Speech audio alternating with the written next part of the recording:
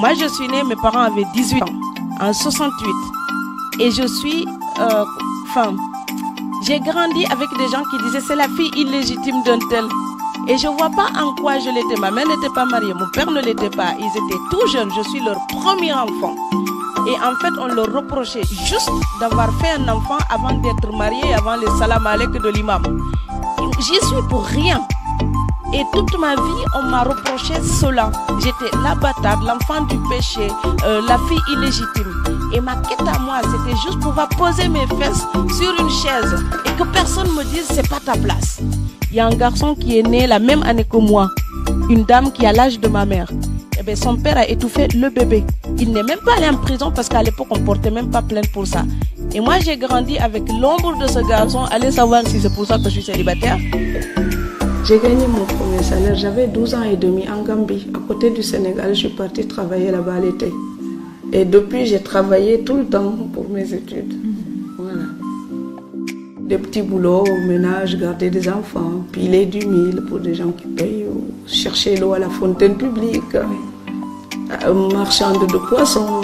J'achète des poissons au port de pêche de Mbour et puis je vends porte à porte. Des cacahuètes, comme ici. J'ai fait des tas de petits boulots. Et puis c'est en 1994 que je suis venue en France. Et j'ai continué les études de lettres. J'étais mariée à un Alsacien, un Français que j'avais rencontré au Sénégal. Et comme je dis dans tous mes entretiens, c'était une erreur de casting parce que je suis tombée dans une famille qui ne voulait pas de noirs. Donc ça a duré que 2 ans, il est parti et puis moi je suis restée et j'ai continué mes études là-bas. Moi j'étais une femme de ménage en Alsace pendant 6 ans et j'en ai pas honte. Parce que j'ai fait femme de ménage comme d'autres pouvaient faire ingénieur ou diplomate ou professeur. Vous savez pourquoi? Parce que c'est la même démarche de gagner sa vie honnêtement.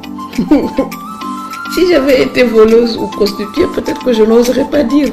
Mais je considère que j'ai refusé tout ce qui, pour moi, n'était pas moral. J'ai accepté de vendre ma sueur pour vivre. Donc je ne dois rien à personne.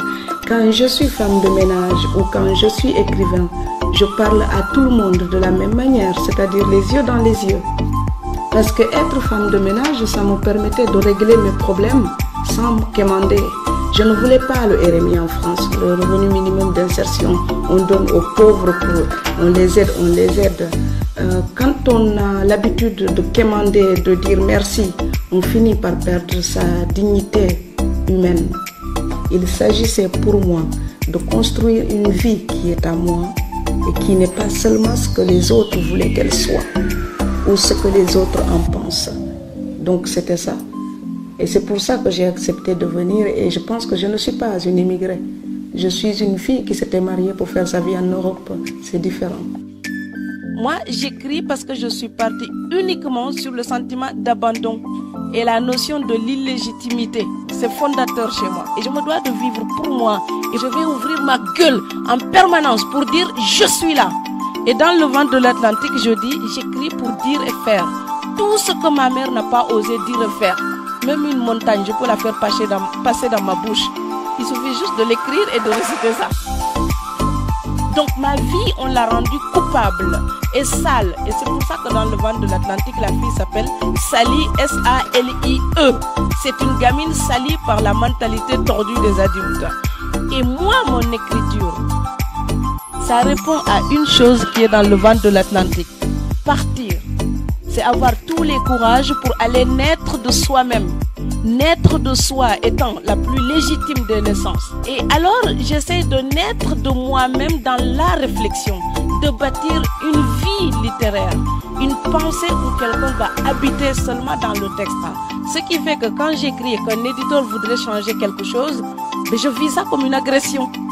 Non pas parce que je me crois parfaite, mais c'est juste l'endroit où je me permets d'être enfin moi.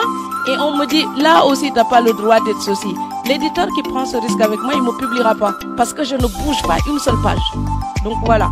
C'est-à-dire quand les gens sont capables d'une certaine bêtise, ce n'est pas la peine de rectifier tout de suite. Il faut les laisser aller jusqu'au bout de leur bêtise. Quand ils cognent au mur, ils reviennent tout seuls et ils respectent.